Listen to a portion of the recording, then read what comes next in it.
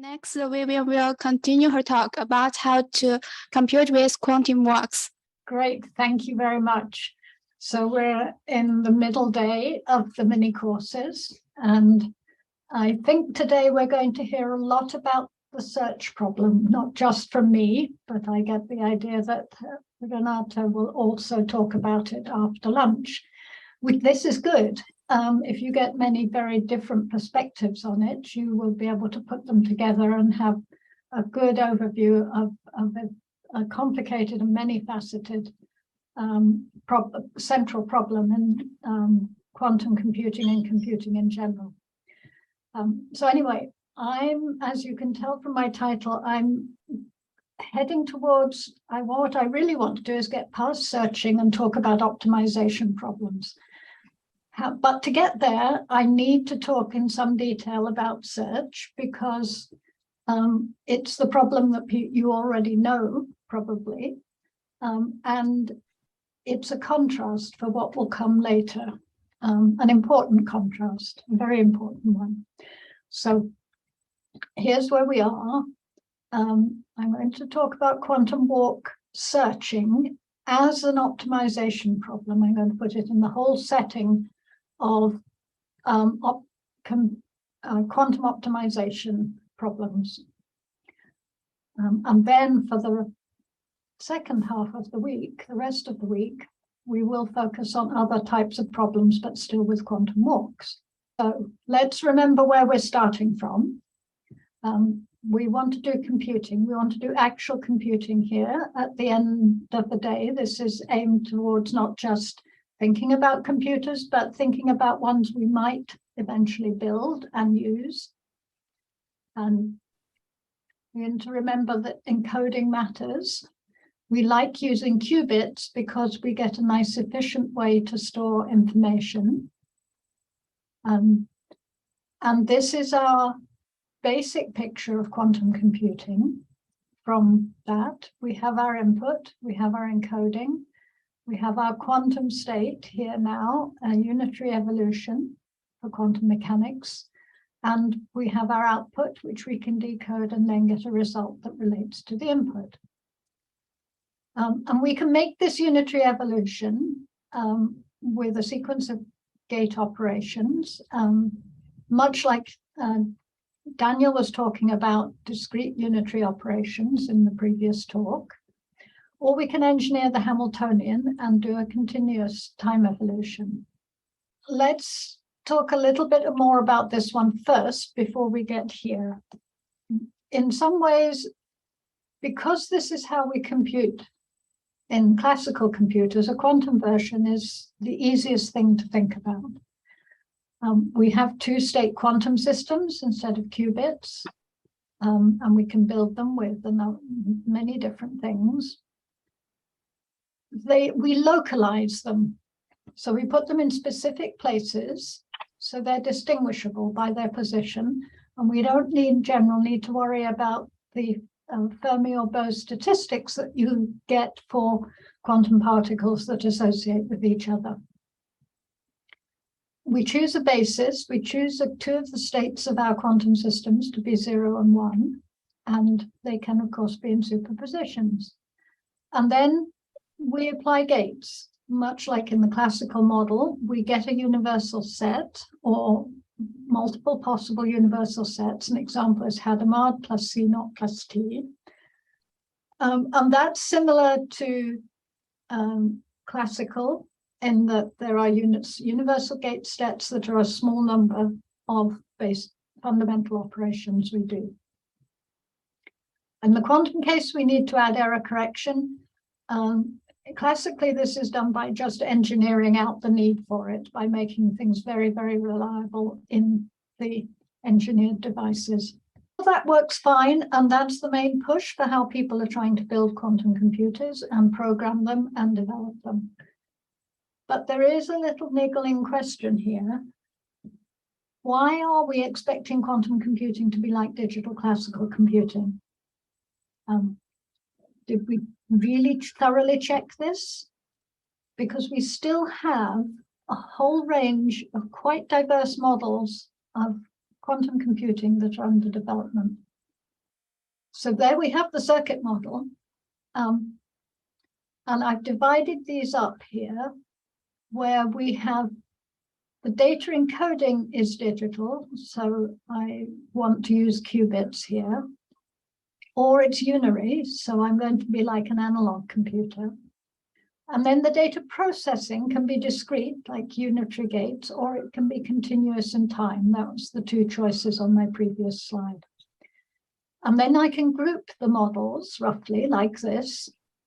And so even in this all discrete processing, there's another quite distinct model called measurement-based or cluster state quantum computing.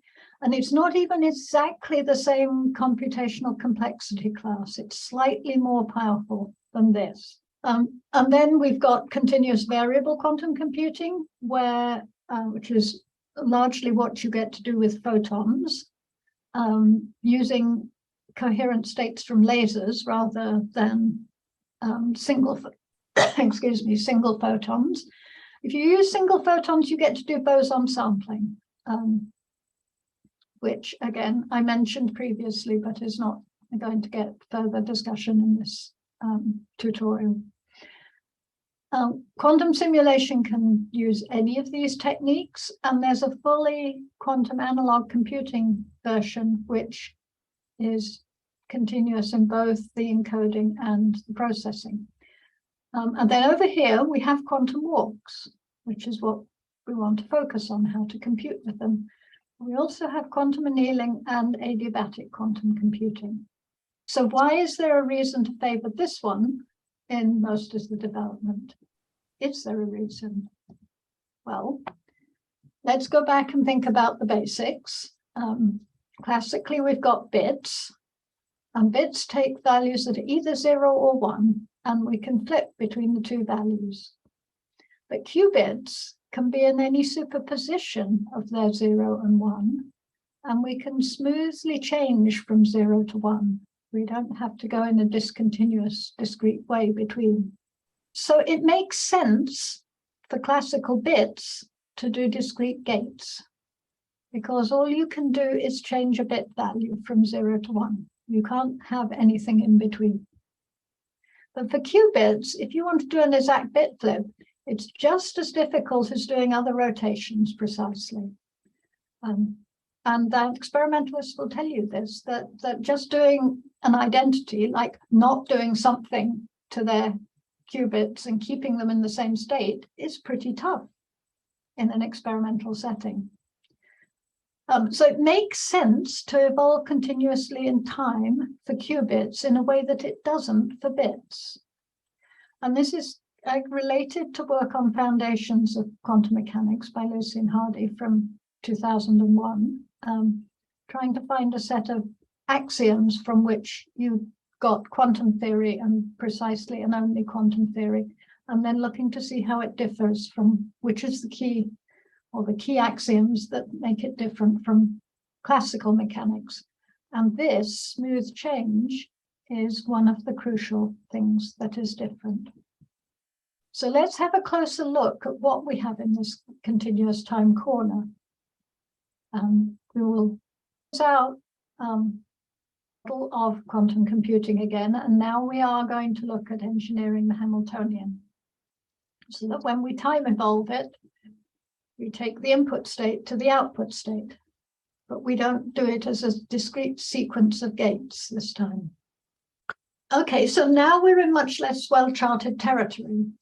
How do we encode a problem into something that is going to be defined by its Hamiltonian? We're going to take qubits in the same familiar way that they are in the circuit model. So we'll have computational basis states. And if I put a symbol that represents a number in a ket, what I mean is a set of qubits, each of which is a 0 or a 1. That can be 0 or 1, that can be 0 or 1, such that that binary string is the number j. So it's a shorthand for n qubits in different states, basis states. They definitely are in zeros or ones, and they're representing a binary number. And it's quantum mechanics. I can put things in superposition. So I can make a state that is a superposition of an 0 plus 1. So if for each of the qubits. So each qubit is going to be in a state that's known as plus for notational convenience in a lot of settings. That is an equal superposition of 0 or 1. We need to normalize it, so we need square root 1 over square root of 2 for each of these. And then it's tensored. So it's a separable state. It's a tensor product of all of these zeros and ones.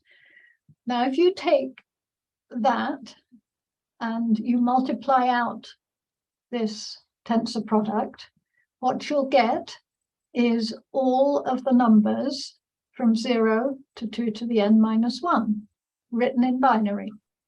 So this is a neat way to have all possible inputs up to the size of your n qubits in superposition, ready to start your computation. And you get there by just applying a Hadamard gate to each of these or doing a rotation through a quarter sort of turn, if you like. If we go 0 to 0 plus 1 to 1 to 0 minus 1 to 0, that would be a full rotation, would take you back where you started. That's the easy bit, that's the same.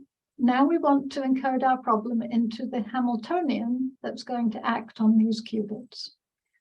And what we do is we encode it, we create a Hamiltonian such that the solution to our problem is going to be the lowest energy state or the ground state of these qubits when we apply this Hamiltonian to them. And the search problem is the simplest way to see how that makes sense.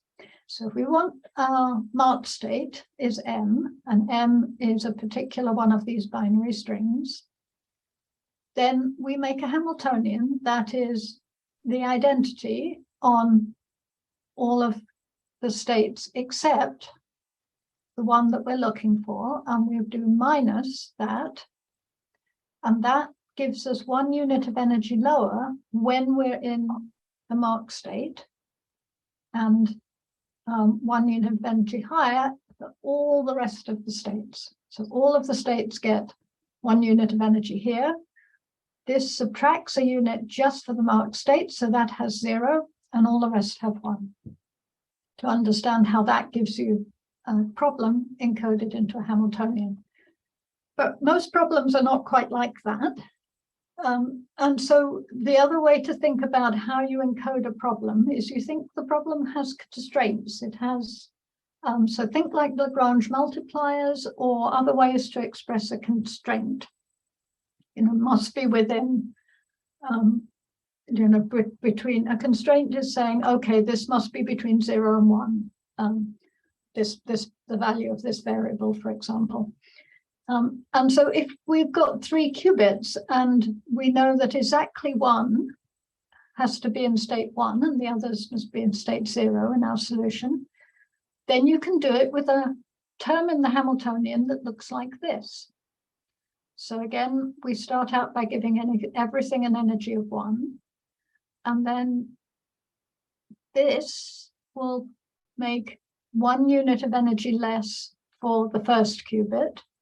This takes 1 unit of energy less for the second qubit being a 1, and this for the third qubit. So this is our Pauli Z operator. And when it acts on a 0, you get 0. When it acts on a 1, you get minus 1. And so that means if exactly one of these is 1, that will make the total energy here 0. And then if 2 of them are 1, you would get energy minus 1, and that's not going to be what we need. So to avoid that, we square it, and that means that only when that's 0, we'll get the lowest energy. So that's another simple example of how you can construct a Hamiltonian from simple Pauli operators that will have a ground state that is relating to the problem, because what you've done is, if you've got a constraint, you penalize the energy. You give it a higher energy when the constraint is not satisfied. So, okay, we're trying to find a ground state. And the canonical way to do this is adiabatic quantum computing. And I will explain this because we're going to join it up with quantum walks later. So we're given our problem Hamiltonian. It might be the search Hamiltonian. What we do is initialize in the ground state of a simpler Hamiltonian that we can very easily prepare. For example, this one. In fact, this is the one that's nearly always used. It's easy to prepare. We just rotate all of the qubits into that 0+1 state. Depending on your hardware, that's an easy global operation if you've designed it to have that available. There are quite lots of Hamiltonians that have that as the ground state. It's not a one-to-one match here. Now, what the Adiabatic theorem says, if you transform, you start with the Hamiltonian you apply being the easy one with that ground state, and then you slowly turn that off and turn on the problem Hamiltonian. So at the end of your process, you end up with just the problem Hamiltonian applied. If you do it slowly, you will stay in the ground state all the way. And so what you have at the end is the ground state solution. Right, I just noticed the chat has said we can't hear you, but I'm assuming that you can hear me now. Or you just, yep, we're fine. And then if you're in the ground solution ground state, you just measure and you get the bit string out that you're looking for. There are a bunch of conditions on when this works. You need to have a gapped Hamiltonian, so the ground state and the first excited state have to be different. But we're engineering our Hamiltonian, so we can make sure that's the case. So there's a bunch of stuff about the Adiabatic theorem that we don't need to worry about because we're building our Hamiltonian and we'll make it well behaved, and so it doesn't have any of the awkward problems. We do have is a parameter here that says how accurately we've done this. We have to go slowly enough that we don't get any transitions to excited states. And that's the condition expressed here. That's the gap between the ground state we're looking for and the first excited state. And this is the rate at which we're changing the Hamiltonian. So it's the rate at which this function is changing with time. And that needs to be smaller than some parameter epsilon, which needs to be much less than 1 to avoid transitions we don't want. And this thing is the piece of the Hamiltonian that is connecting, that is providing the transitions between these two states. So the closer this is epsilon is to 0, the more completely the system will stay in the ground state and the longer the computation will take. So it's guaranteed to work if you go very slowly, but that's not going to give you a speed up. So that won't necessarily get you any advantage over classical computers. But at least you can prove that you can solve the problem this way. So then the question is, how long does it take? So now continuous time quantum walk is what I'm going to use for this, because it has the same Hamiltonian, essentially. So we have the adjacency matrix of our graph. I'm going to use the Laplacian version because that's how it's done by where it's been introduced, particularly in these papers. And they've done that because it makes the maths easier. It matches what you need for Green's functions in particular for doing the calculations and proving things. So then we get the Hamiltonian of our walk as minus the hopping rate times the Laplacian. And if it's a regular graph, the diagonal matrix just gives you a global phase, which we can't measure, and it's not relevant to our model. If it's not, that's pretty much a very unexplored area as to what difference this might make. As I say, it's mostly a mathematical reason for doing it this way, because it makes the calculations work out better.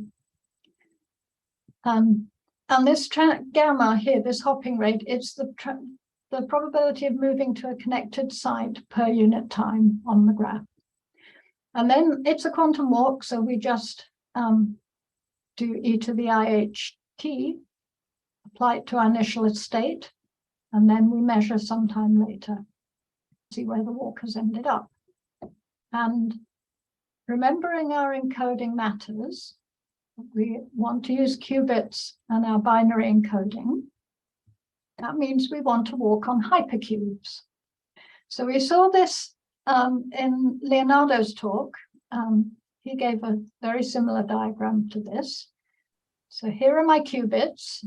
I've got one here, and that represents the single segment of a graph here with 0 and 1. So those are the states of the qubit. If I have 2 qubits, I can represent 4 numbers. So I have a square, and I can label the edges like this. And if I have 3, I will get a cube, therefore, because I now have 8 numbers I can represent with these.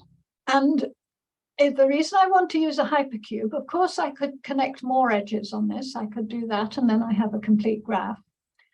But look at the transitions you make to go along these edges. If you go from here to here, I flipped the first qubit, this one here. If I go from here to here, I flip the second qubit. If I want to get to here, I have to flip both qubits. But to go along the edges of a hypercube of any size, all I need is a single bit flip at a time on my qubits. So my Hamiltonian for the hypercube graph is the diagonal entry, the other term in the Laplacian. And this is gives me the adjacency matrix of a hypercube. So if I did that in a matrix form, my sigma x is this matrix here. If I tensor that up n times, get the adjacency matrix of the n-dimensional hypercube. And we like this because this is something we can do physically. It's a transverse field. We can apply it like a global operation across our qubits. So despite the maths being easier on complete graphs, or even sometimes on Cartesian lattices, because we want encoded quantum walks, we want them to be represented by qubits. And because we want a simple driver Hamiltonian, we're going to use hypercubes in what follows. Let's look at the search problem in this setting. So here's our problem Hamiltonian with our marked state. And here's our hypercube Hamiltonian for the driver Hamiltonian, and it's the initial state is going to be the ground state of this Hamiltonian. And it is indeed that equal superposition of all of the qubits in the 0 + 1 state. And this has a nice interpretation in search.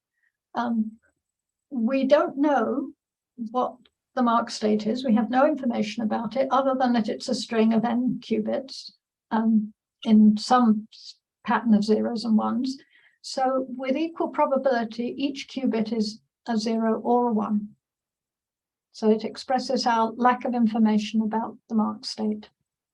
And then we can have a Hamiltonian here. I've written a nice general version of it where I've got time-dependent parameters for the driver and the problem Hamiltonian. Because I'm going to use this for both adiabatic quantum computing and for quantum walks by different choices of A and B. And then I'm going to put my H into this. so I can time evolve it and get my final state. And I'm going to use a time that's proportional to square root of n, and this will find me the marked state with a speed up, the quadratic speed up we expect. Now, I've got a little piece over here that I'm going to come back to.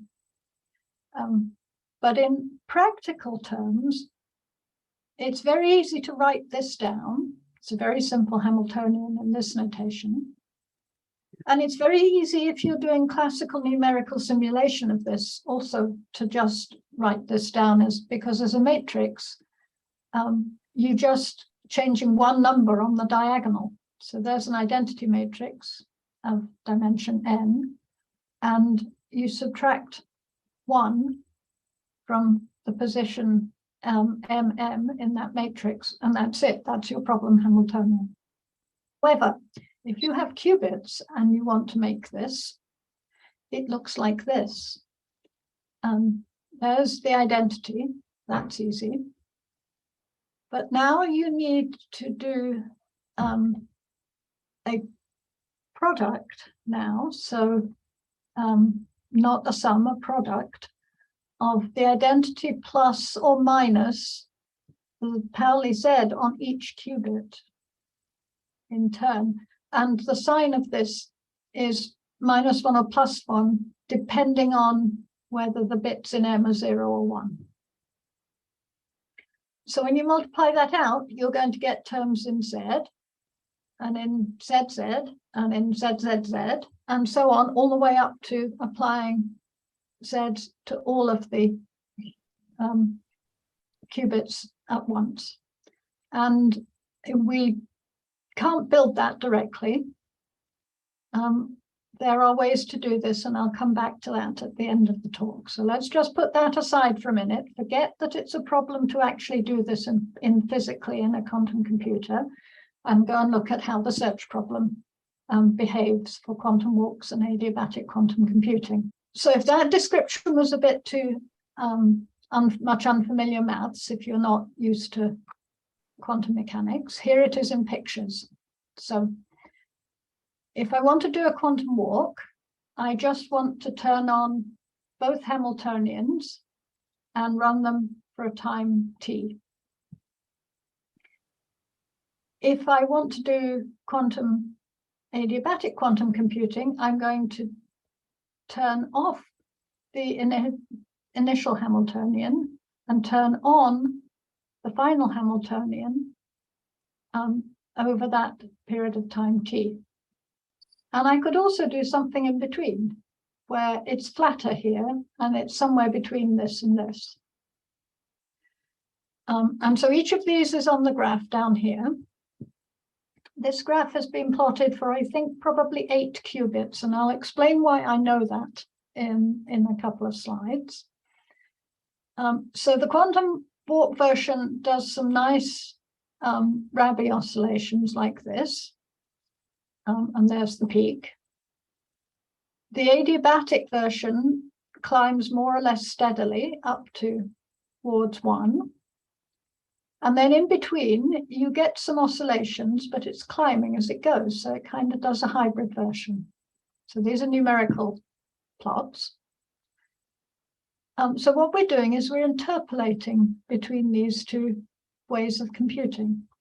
And so we've got a parameter alpha that's 0 if we're doing a quantum walk, and it's 1 if we're doing adiabatic quantum computing. And so now my A and my B have got an extra parameter alpha. And if I set alpha to 0, I will get the quantum walk Hamiltonian. And if I set it to 1, I will get the adiabatic quantum computing Hamiltonian. And then what I need next is to know what value gamma and what the function s of t is in order that I can interpolate between them.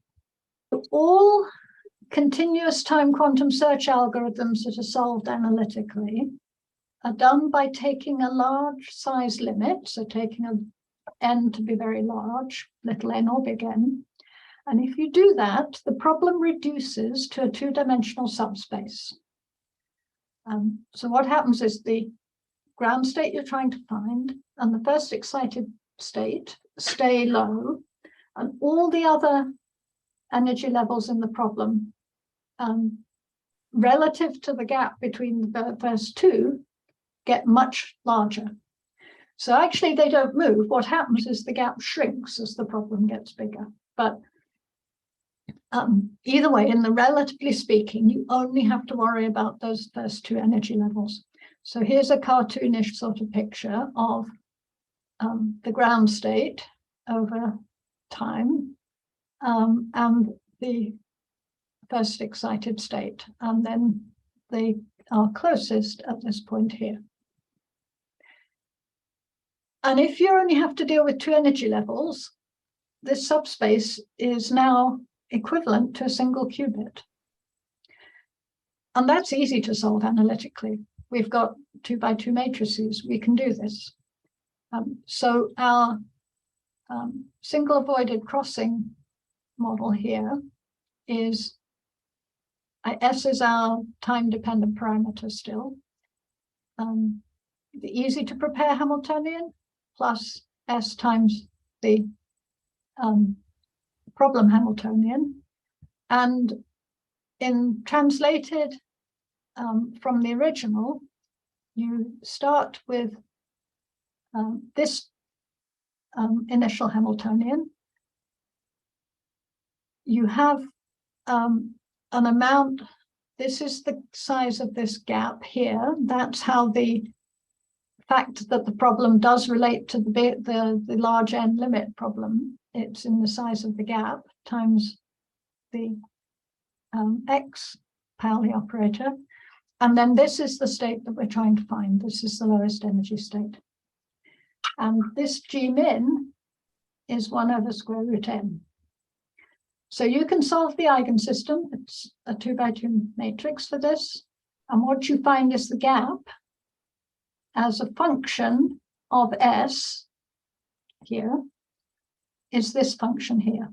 So 1 minus 2s squared plus 4 times the square of the minimum gap into 1 minus s squared, and the whole thing square rooted. Then Roland and Cerf, Jeremy Roland and Nicolas Cerf, have in 2002, they had the method to obtain the optimal function s of t as a solution of this equation. So this is for adiabatic quantum computing. And here's our little r epsilon.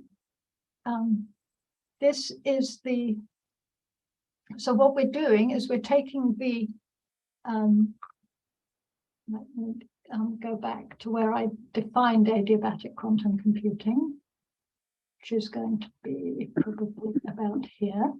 We're using this equation combined to find the s of t that we need. Substituted into that equation, and then we need to solve this differential equation for s. So we need a value for this. It's enough to take the maximum value. You don't need the actual function, although if you want to calculate more accurately, you can. In a limit where g min is very small, this is only valid for very small g min, for large n. What you get out is a cotangent function with g min and epsilon t in the arguments. So what I've drawn here is indeed a cotangent function. Now, for a quantum walk, it's equivalent to the midpoint. At the midpoint where s is a half, the equation reduces to this, and you just have sigma x gently, because g min is very small, slowly turning from 0 to 1 to 0 to 1. So that's what's going on here, oscillations. And this is what you get from the cotangent function. So now we know what gamma and s of t are in these endpoints. We can now make some functions for a and b that interpolate. They're not particularly pretty, but by varying alpha, you go, when alpha is 0, what you get out is this one, and when alpha is 1, what you get out is this equation, and in between it smoothly goes between the two. And beta here is 1 over 1 plus gamma, just to make the notation a little easier over here.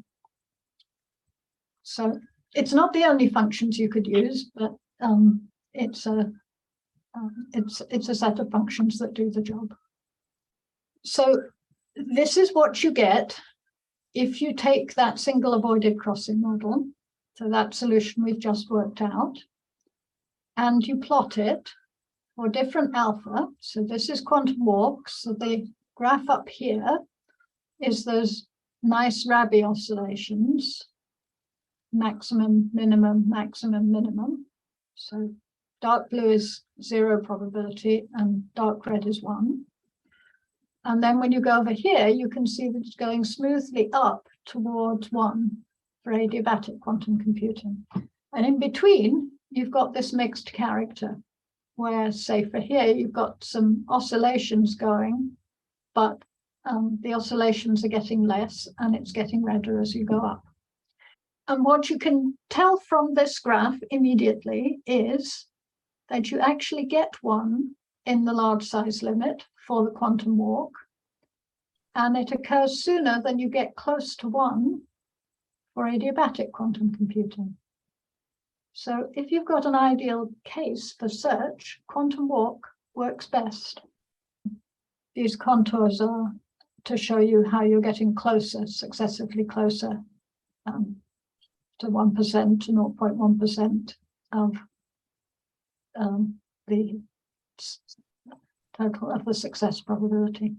That's nice. The theory in the large size limit is very straightforward. But if you want to look at smaller sizes, like say the sizes of computers that people are building currently, we're going to need to take into account that the large size limit is only an approximation. So when our model doesn't work well enough, we have to improve the model. So let's improve the model and actually do the calculation for a hypercube and not the single qubit version. So we can do this. The hypercube eigensystem was solved by Childs and Goldstone in a number of related papers. And then we can apply that same method of Roland and Cerf to obtain the S of t that applies when you're dealing with the full hypercube. So there's the same differential equation. We need to put some value in for this. We will approximate this. And you get somewhat lengthy calculations of this, which are in the appendix of the paper, and you get this function out. So I've got a tangent here instead of a tangent, but there's a constant in here that essentially flips it round, so it still looks like a cotangent. But we have a lot more complicated parameters in here. In doing this, so I've approximated this, and I've dropped terms that are small in the big N, so 2 to the little n. And C is arctan of another whole bunch of these constants. So R1 is the quantum walk search hopping rate. So the hopping rate you need to use for the quantum walk in the multi-qubit case looks like this. So it's 1 over big N or 2 to the little n. The sum from R is 1 to n of the binomial coefficient of n choose R and 1 over R. And so that gives you R1, which appears in here. And then R2 is the same expression, except it's 1 over R squared in the sum. And if you take n much greater than 1 and work out what the runtime is going to be, you'll get pi by 4 square root of n. So you will get what you expect, which is the quadratic speed up. And epsilon, again, is the adiabatic precision factor, how close, 1%, 0.1%, whatever you are to the probability of finding the ground state. It's instructive to compare what we got out for the hypercube with what you get if you do the same thing which Roland and Cerf did for the complete graph. For n equals 9 qubits, what you get looks like this. So this is the hypercube, this is the complete graph, and what we're doing is we're taking s from 0 to 1. So at 0, it's the easy Hamiltonian. And what you can see here for the hypercube, you get a sequence of energy levels from -4.5, -3.5, -2.5, up to up here to +4.5, the sum of which is 9. So we've got integer-spaced energy levels up for the number of qubits we've got. On the other side, what we've got is the mark state 1 unit lower, the ground state, and everything else 1 unit higher, as we'd expect. Same for the complete graph.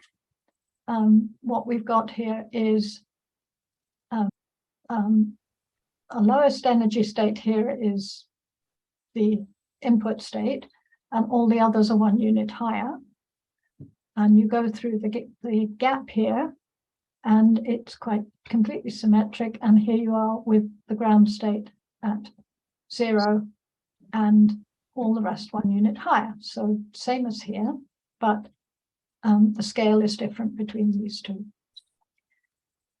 So if you plot the gap, so the difference between the lowest state and the next excited state, this is what it looks like.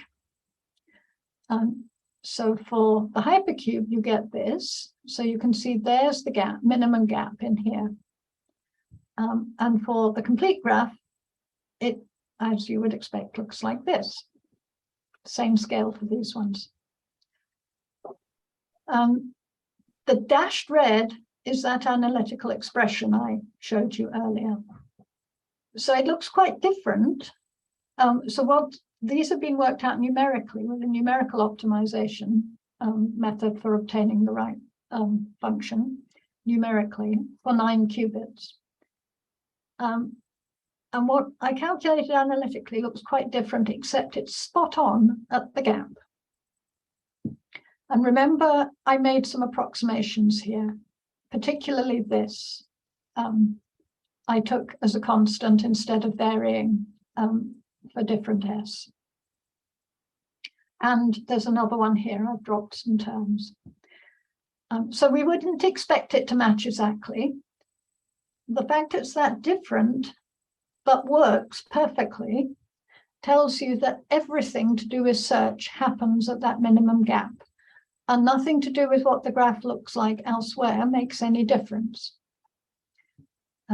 So what matters is that you slow down here, and everywhere else, those matrix elements, so this function here is actually so small that nothing happens. There are no transitions. It all happens at the gap. Right, a word about finite size effects. So I told you I could tell roughly what size the picture was in the earlier slides. If you run numerically, you run search for 3, 4, 5, 6, 7, 8, 9, 10, 11, 12, and so on, up to 45 on this graph, but we can easily go higher. This is the peak success probability that you get.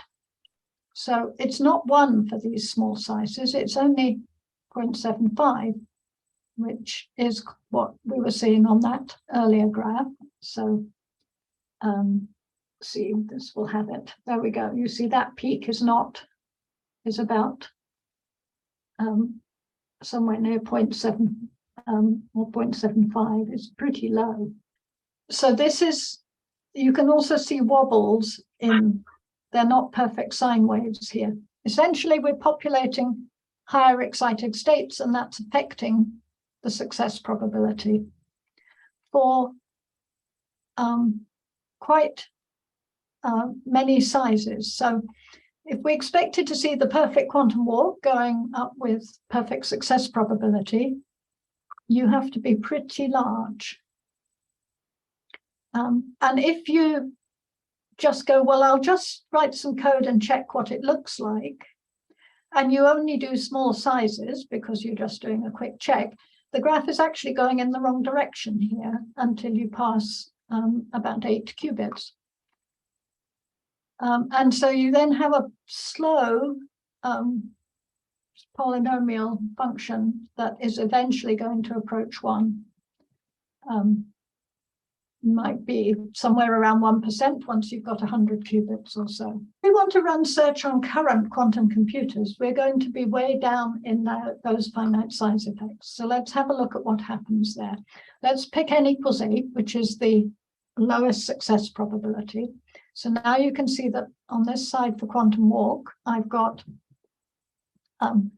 lower success in the color that's in the quantum walk end, and then higher success over here for adiabatic. And if I pick the value of alpha that's giving me the best option, depending on whether I've used the numerical or the analytical schedule, I get somewhat different values for which one is best. Neither one is perfect for the whole range. So there's a lot of subtleties in determining the parameters you want to use if you're actually trying to run search in this setting. And it's particularly important to note that you need to know gamma to exponential precision. You can't approximate it to something that's polynomial in the number of qubits. As your number of qubits grows and grows past about 10, you will start, your probability will drop off instead of rising. That's not the end of the story. If you don't succeed with probability 1, you're going to repeat your computation and see if you have, if your probability is 0.7 and you repeat it, you're going to, if you run it twice, the probability of one of them getting the right answer is going to go up. But now you have to know that you can't just repeat it with zero cost. If you could do infinitely many guesses and win just by rapidly guessing. So it must cost you to repeat there must be some initial reinitialization time that you have to pay. Depending on what that is, will depend on your hardware.